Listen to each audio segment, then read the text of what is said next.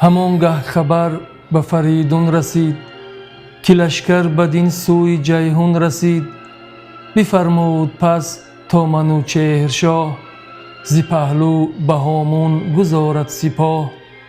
یکی داستان زد جهان دیده کی که مردی جوان چون بود نیک پی. بدام آیدش ناسگالیده میش پلنگ از پسی پشت و صیاد پیش. شکیبا و باهوش و رای و خرد هژبر از بیابان بدام آورد. و دیگر کجا مردمی بدکنیش به فرجام روز بپیچد تنش. به باد افرح آنگه شتابیدمی که تفسیده آهن بتابیدمی. منوچهر گفت ای سرافراز شاه که آید به نزدیک تو کی نخواه. مگر بد سگالد بدو روزگار به جان و تن خود خورد زینهار. من اینک میان را برومی زیره ببندم که نگشایم از تن گره. به کین جوستن از دشت آوردگاه برآرم به خورشید گردی سپاه. از آن انجمن کس ندارم به مرد کجا جوست یارند با من نبرد. بفرمود تا قارنی رزمجوی ز پهلو به دشت اندر آورد روی. سراپرده شاه بیرون کشید درفش همایون به هامون کشید. همی رفت لشکر گروه ها گروه چو دریا بجوشید هامون و کوه. چنان تیره شد روز روشن ز گرد تو گفتی که خورشید شد لاژورد.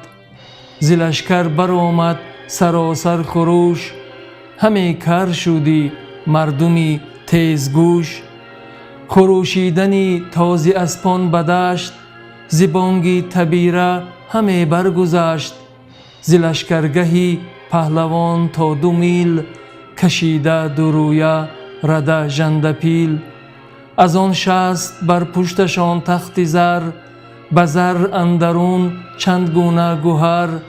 چو 300 بونه برنهادند بار چو 300 همان از دری کارزار.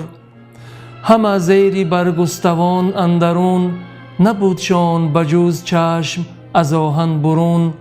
سراپرده شاه بیرون زدند ز تمیشه لشکر به هامون زدند. سپهدار چون قارنی کینه‌دار سواران جنگی چو 300 هزار. همه نامداران و جوشنوران برفتند با گرزهای گران. دلیران یکایک چو شیر ژیان همه بسته بر کین ایرج میان. به پیش اندرون کاویانی درفش به چنگ اندرون تیغ‌های بنفش. منوچهر با قارنی رزمزن برون آمد از بیشه نارون. بیامد به پیش سپه برگذشت بیاراست لشکر بر آن پهن دشت. چپی لشکرش را به گرشاسپ داد ابر میمنه سامیل با قباد. رده برکشیدند هر دو سپاه منوچهر با سرو در قلبگاه. همی تافت چون مه میانی گروه و یا مهری تابان بر افراز کوه. سپهکش چو قارن مبارز چو سام سپه تیغها برکشید از نیام. طلایه به پیش اندرون چون قباد کمینور چو گردی تلیمان نژاد. یکی لشکر آراسته چون عروس به شیران جنگی و آوای کوس. به تور و به سلم آگهی تاختند که ایرانیان جنگ را ساختند. ز بیشه به هامون کشیدند صف ز خون جگر بر لب آورده کف. 2 خونی همان با سپاهی گران برفتند آگنده از کین سران. کشیدند لشکر به دشتی نبرد الانان و دریا پسی پوشت کرد. یکایک طلایه برون شد قباد، چو تور آگهی یافت آمد چو باد. بدو گفت نزدی منوچهر شو، بگویش که ای بی پدر شاهی نو.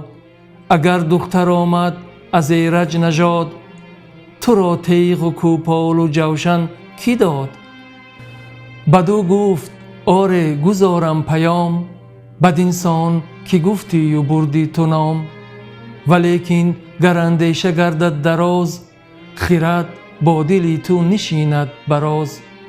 بدانی که کارت هول است پیش، بترسی از این خام گفتار خویش. اگر بر شما دام و دد روز و شب، همه گریدی نیستی بس عجب. که از بیشه نارون تا بچین، سواران جنگند و مردان کین. درفشیدن تیغ‌های بنفش، چو بینید با کاویانی درفش. بدرد دل و مغزتان از نهیب، بلندی ندانید باز از نشیب. قباد آمد آنگه به نزدیک شاه، بگفت آنچه بشنید از آن رزم خواه. منوچهر خندید و گفت آنگهی، که چونین نگوید بجز ابلهی. سپاس از جهاندار هر دو جهان، شناسنده آشکار و نهان. که داند که ایرج نیای من است، فریدون فرخ گوای من است.